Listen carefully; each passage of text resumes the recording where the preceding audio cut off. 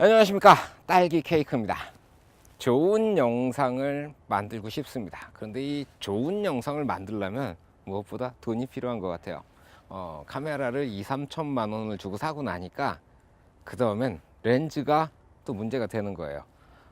와, 좋은 카메라에 달리는 렌즈들 최소한 잡아도 프라임 렌즈 하나에 600만 원 정도는 하더라고요. 기본으로 한 3알 정도는 있어야 되니까 그것만 해도 근 1,800만 원 돈이 들어가는 거예요. 거의 이제 뭐 좌절의 수준에 이르게 되더라고요. 그러던 차에 이제 그 후지논에서 새로운 렌즈가 출시가 됐어요. 후지논 1855T 2.9 렌즈죠. 바로 이 녀석입니다.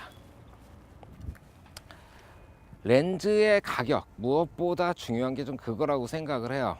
줌 렌즈잖아요. 가격은 500만 원 중반대예요. 부가세 뭐 환급 받는다고 했지만 500만 원 정도라고 생각하시면 맞는 것 같고, 그리고 이 시네마 렌즈로 기획이 돼 가지고 우리가 그동안 접해왔던 프라임 렌즈라든가 혹은 포토 렌즈, 사진용 렌즈를 영상에 적용시킨 것과는 상당히 다른 모양새를 가지고 있습니다. 형태가 다르면 특징도 달라지는 거예요. 디테일한 걸 한번 살펴볼게요. 일단 앞쪽부터 봐야 되는데, 이 앞에 달린 게 번들로 들어있는 고무 후드예요. 이게 박스 속에 들어 있습니다. 그리고 이 앞에 후드 캡이 이렇게 채워져 가지고 들어 있어요. 상당히 고맙더라고요, 이런 후드를 같이 넣어준 거에 대해서. 그리고 렌즈를 보호할 수 있는 렌즈 캡이 같이 들어가 있습니다. 이 상태로 포장이 되어 있고요.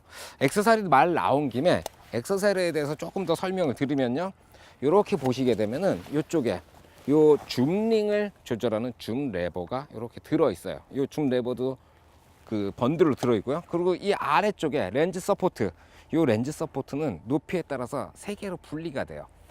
세팅을 해 보시고 필요한 높이로 요거를 빼 가지고 사용을 하시면 돼요.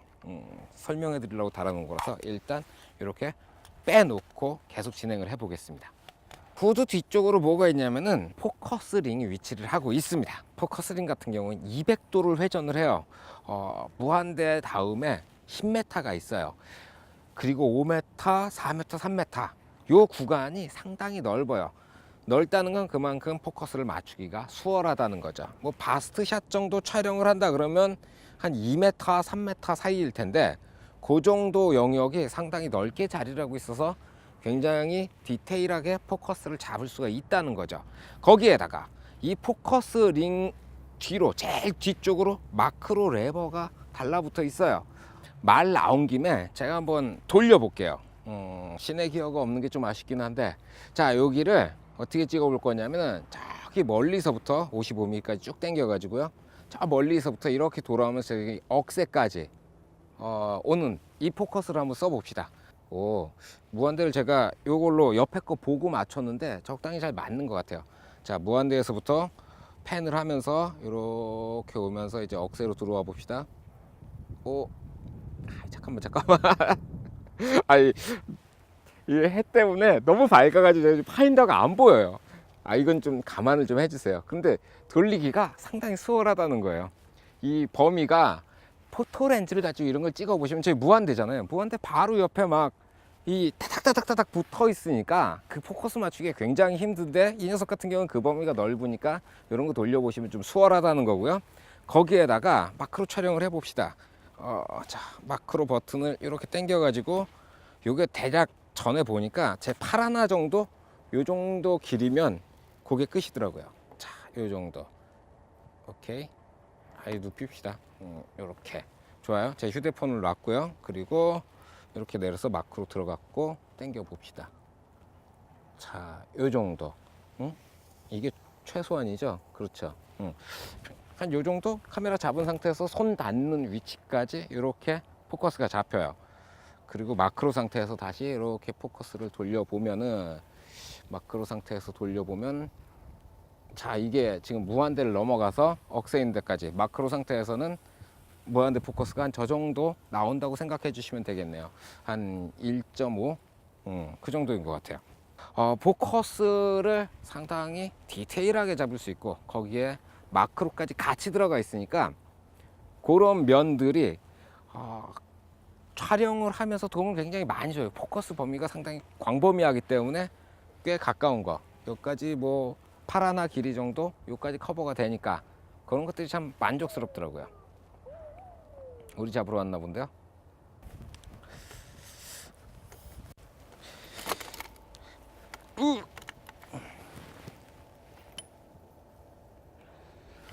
자, 이번에는 줌 테스트를 해볼게요. 이게 줌이 사실 18mm에서 55mm까지여 가지고 뭐 그렇게 많이 땡기는 렌즈는 아니어서 슈퍼 줌 렌즈처럼 이렇게 쭉쭉 다가가지는 않을 텐데 괜찮을 거예요. 자, 일단 첫 번째로 잡는 게 가까이 있는 녀석한테 이렇게 포커스를 맞췄고요. 오케이. 자, 18mm에서부터 줌을 이렇게 들어가도 포커스가 그대로 유지가 되는 거죠. 그렇죠? 밥 안 먹고 왔더니 부들부들 떨고 있어요. 자, 이번에 마음을 가다듬고 처음에서부터 끝까지 줌을 이렇게 중간에 끊었어. 다시 한 번만 다시 가볼게요. 이번에 할 수 있을 것 같아요.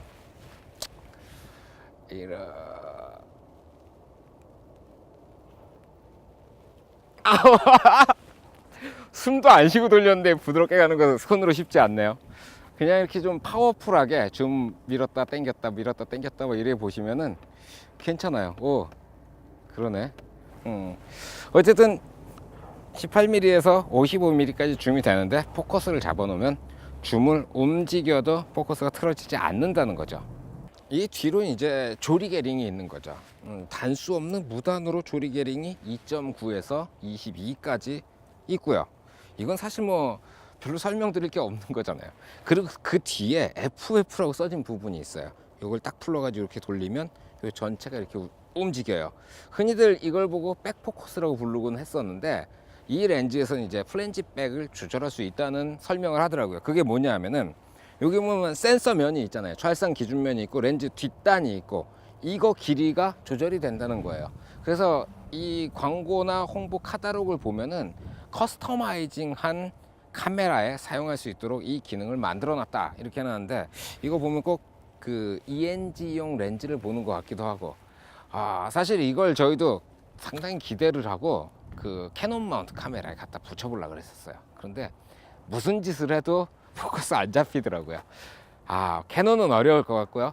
개인적으로는 마이크로 포 서드 정도면 어떻게 잡히지 않을까라는 생각도 좀 들어요. 그런데 지금은 아직까지는 특별히 해답을 못 찾았고요. 자, 이렇게 해서 기능적인 면들은 다 설명을 드렸는데 일단 처음에 말씀드린 것처럼 이 렌즈가 길다는 거에 오는 장점이 또 있죠. 뭐냐면은 제가 지금도 이걸 설명드리면서 어떤 시내 기어들 팔로우 매트 박스라든가 팔로우 포커스라든가 이런 걸 안 달고 설명을 드리냐고 좀 힘들었는데 그런 걸 달게 됐을 때 상당히 편하다는 거예요. 저희가 실제로 촬영을 하면서 이제 팔로우를 좀 앞으로 보냈는데 그 0.8M이라고 써져 있는 08피치짜리 이거를 팔로우를 갖다 붙였는데 딱 들어맞고 그리고 이 기어를 앞으로 둘 수도 있고 뒤로 둘 수도 있게 만들어졌더라고요. 요 구경도 그거에 맞춰서 조절이 됐다는 거죠. 그런 것들. 그리고 특별한 경우에 이제 무선 팔로우라든가 그거를 사용을 하게 되는데 3개짜리를 여기다 달았을 때 포커스랑 줌이랑 조리개까지 3개가 여기 다 달라붙을 수 있다는 거죠. 정규 사이즈의 제품이라는 거예요. 이전에 나왔던 애들은 글쎄요, 포토렌즈에 그거 기어링 붙여가지고 단다고 그걸 달 수는 없잖아요. 그런 면에 있어서 상당히 여유로운 거고 거기에 아직은 안 나왔지만 50 135 렌즈가 나왔을 때 그것도 이거랑 크기가 거의 똑같거든요. 그러다 보니까 렌즈를 바꿔 끼더라도 그런 기어들과 맞물린다는 거에 대해서 상당히 그런 것들이 좋아 보이더라고요. 제 후진온에서는 18mm에서 135mm까지가 주로 사용되는 포컬 랭스라고 생각을 하더라고요. 제가 생각해봐도 일단 최근에 나온 것들이 이제 슈퍼 와이드, 뭐 울트라 와이드에서 뭐 14mm 이런 거 시네마 렌즈가 나오지 그 전까지는 그런 렌즈도 별로 없었잖아요. 18mm만 해도 상당히 울트라 와이드였으니까요. 18mm 그리고 그 위로 21mm 혹은 24mm 뭐 이런 것들이 있고요. 그리고 35mm 있고 50mm 있고 75mm 혹은 85mm가 있죠. 그리고 그 위로 100mm, 135mm 이렇게 있으니까 최근에 출시된 슈퍼 와이드가 아닌 이상은 진짜로 이 렌즈가 시네마 영역에서 사용하는 모든 렌즈들을 커버를 한다는 거죠. 거기에 조리개도 2.9라는 거고요. 자, 이 정도에서 저희가 촬영했던 영상을 좀 보여드리고 싶어요. 뭐 별건 아니지만 그래도 요 장비 FS5에다가 185 렌즈를 이용해 가지고 얼마 전에 촬영한 영상이 있습니다.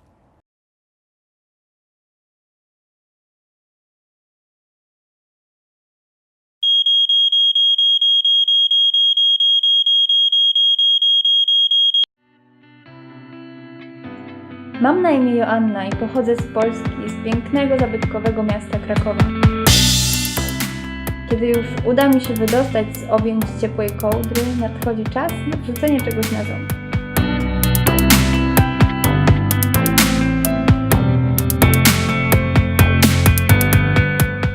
Śniadanie umila mi mój przyjaciel tablet, na którym oglądam filmy i słucham muzyki.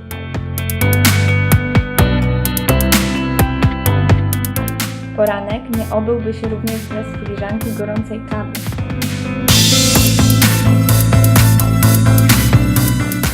Lekki makijaż i ulubione kolczyki to dla każdej kobiety podstawa, aby stać się trudniejszą siebie.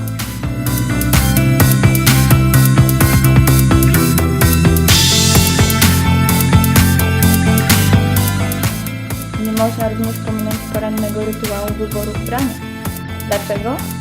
Poza nauką języków obcych to właśnie moda jest moją największą pasją.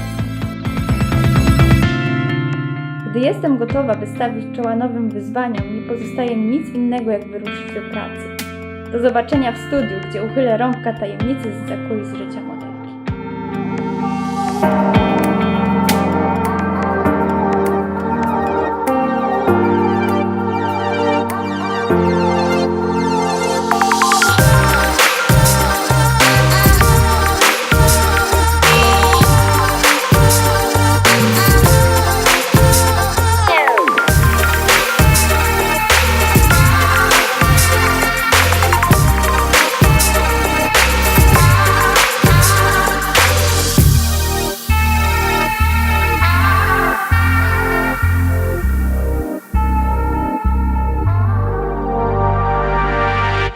자, 저희가 이 영상을 촬영하면서 같이 참여한 스태프들이 이 렌즈를 한 번씩 다 만져보고 결과물들을 보면서 이제 한 얘기들이 있는데, 첫 번째로 가장 많이 나왔던 게 그 얘기인 것 같아요. 컬러가 다르다, 향상됐다는 느낌이 들어요.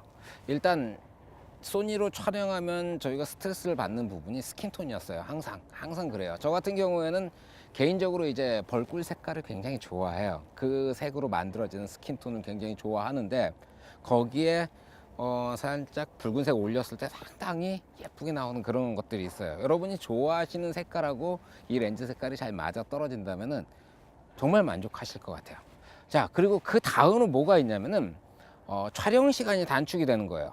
이게 사실 저희가 이제 시내 기어를 가져갔던 것도 팔로우 하나뿐이었는데, 줌을 이렇게 뭐 손으로 조정하면서 뭐 줌밍을 한다, 뭐 그것도 테스트를 좀 해보긴 했는데, 전동으로 이렇게 조절하는 그 전동 팔로우 있잖아요. 그게 없이는 이 줌밍을 하는 걸 사실 그렇게 쓸 일은 없을 것 같고, 그럼에도 불구하고 렌즈를 갈아 끼지 않아도 되니까, 심지어 마크로까지 지원을 하다 보니까 이게 촬영 시간이 한 3분의 1은 단축되는 것 같아요. 세팅을 바꾸는데 상당히 재빠르다는 거예요. 거기에 저희가 시네마 카메라를 쓴 게 아니고 FS5로 촬영을 하다 보니까 이것 자체가 시네마 카메라에 비해서 가벼워지면서 모든 부분에 있어 시간이 3분의 1 정도 단축을 했다는 게, 그게 상당히 중요한 점이라는 생각이 들어요. 그리고 이제 개인적인 의견이 몇 가지가 있습니다. 이거는 뭐 결론은 아니고, 제 생각에는 앞쪽에도 말씀드렸다시피 이 렌즈가 길잖아요. 기존에 우리가 포토 렌즈 그러면 이게 각이 이렇게 넓고 짧다 보니까 빛이 꺾여서 들어오는 분해각이라고 그러거든요. 디테일을 띄우기 위한 분해각, 그게 굉장히 넓은 렌즈에서 좁게 들어오니까 좀 급격하게 줄어들었는데, 이거 같은 경우는 이게 길다 보니까 이 분해각이 좀 완만해지는 것 같아요. 그래서 이미지 센서가 렌즈에서 들어오는 빛을 먹는 거에 대한 이득이 있지 않을까, 그런 개인적인 생각이 있어요. 근데 보기만 해도 다르잖아요. 그러니까 다른 결과를 내준다는 거죠. 디테일도 괜찮고. 인터넷을 보니까 왜곡에 대한 이슈가 좀 있었어요. 저도 그 영상을 봤는데 이렇게 카메라에 꽂아가지고 뭘 테스트한 게 아니고 그 전용 그 머신을 가지고 이렇게 딱 해가지고 상당히 조금 과격하게 표현된 게 아닐까라는 생각이 좀 들어요. 저희가 이걸 가지고 풀 와이드, 그러니까 18mm에서 찍은 영상입니다. 글쎄요, 어떻게 생각하실지 모르겠지만 저는 이 정도면 적당하다는 생각이 들어요. 와이드니까 배럴 디스토션이 조금 있어야 그게 와이드 같고, 너무 칼같이 이렇게 딱 잘리는 걸 원하신다면 건축 사진을 위해서 만들어진 렌즈를 쓰시면 그런 것들이 괜찮지 않을까 생각이 들어요. 와이드 렌즈에서 배럴 디스토션이 없다는 게 좀 제 입장에서는 더 부자연스러울 거라는 생각이 드는 거죠.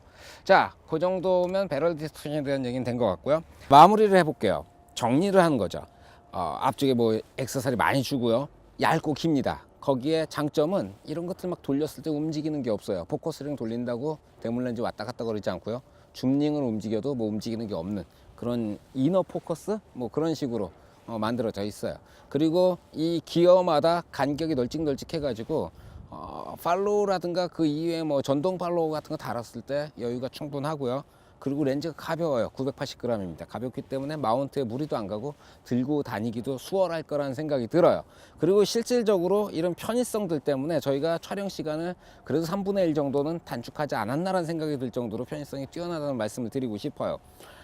그리고 화질도 이건 개인적인 취향에 대한 부분이잖아요. 그런데 저 같은 경우는 상당히 만족을 했고 제 주변에 있는 모든 분들이 이거 화질을 보고 감탄을 했다는 거죠. 그런 게 있습니다. 자, 적용 가능 카메라는 FS7, FS7 마크2 그리고 FS5, 알파 6500, 6300 이런 그 크롭이라고 부르는 슈퍼 35에 적용이 가능하고요.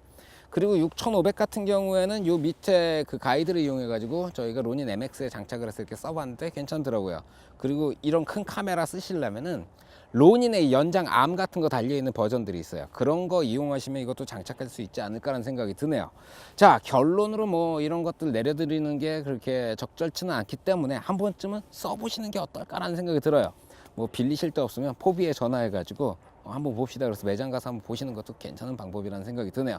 수고하셨습니다. 오늘은 여기까지 하겠습니다. 필승!